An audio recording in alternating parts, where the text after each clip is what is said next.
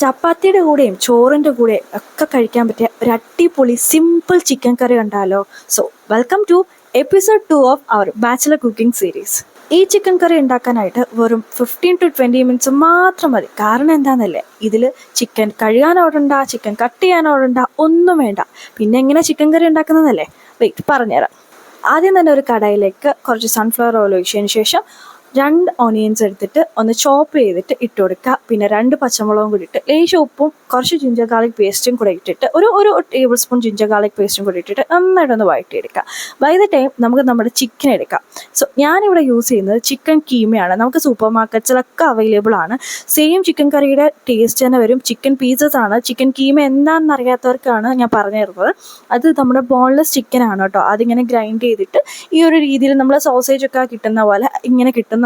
മാർക്കറ്റിലൊക്കെ available ആണ്. So നമുക്കത് മേടിച്ചിട്ട് ഇതേപോലെ ചിക്കൻ കറി ഉണ്ടാക്കാം.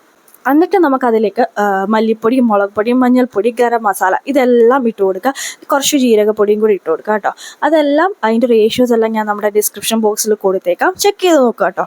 ഇനിയും ഒരു ടൊമാറ്റോയും കൂടെ ചെറിയതായിട്ട് കട്ട് ചെയ്തിട്ടിട്ട് നമ്മുടെ ചിക്കൻ കീമ അത് നമ്മൾ ഫ്രീസറിലാണ് സ്റ്റോർ ചെയ്യുന്നത്. സോ അത് കല്ല് പോലെ ആയത് കാരണമാണ് ഞാൻ ജസ്റ്റ് ഒന്ന് കട്ട് ചെയ്തത്. അത് നമ്മൾ കുക്ക് ചെയ്യുമ്പോഴത്തേക്കിനും അത് അതേപോലെ അങ്ങ് അലിഞ്ഞ് കറക്റ്റ് ആയിക്കോളും.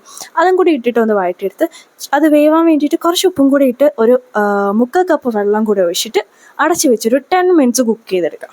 കറി റെഡി, സെറ്റായിട്ടുണ്ട്. ഇനി കുറച്ച് അലങ്കാരപ്പണിക്ക് വേണ്ടിയിട്ട് കുറച്ച് മല്ലിയിലയും കൂടി ഇട്ട് മിക്സ് ചെയ്താൽ നമ്മളുടെ അടിപൊളി ചിക്കൻ കറി റെഡി. നമ്മളെ സാധാ ചിക്കൻ കറിയുടെ അതേ ടേസ്റ്റും അതേ സ്മെല്ലും. പിന്നെ കടിച്ചു പറിക്കാൻ കുറച്ച് എല്ല് കിട്ടത്തില്ല എന്നുള്ളത് മാത്രമാണ് ആകെയുള്ളൊരു പ്രശ്നം. ഒട്ടും ടൈമില്ലാത്ത ആൾക്കാർക്ക് ഇത്രയും പെട്ടെന്നൊരു ചിക്കൻ കറി വേറെ ചെയ്തെടുക്കാനേ പറ്റില്ല. സോ ട്രൈ ചെയ്ത് നോക്കിയിട്ട് നിങ്ങളുടെ ഫീഡ്ബാക്സ് ഒക്കെ എൻ്റെ കമൻറ്റ് ബോക്സിൽ അറിയിക്കണം കേട്ടോ.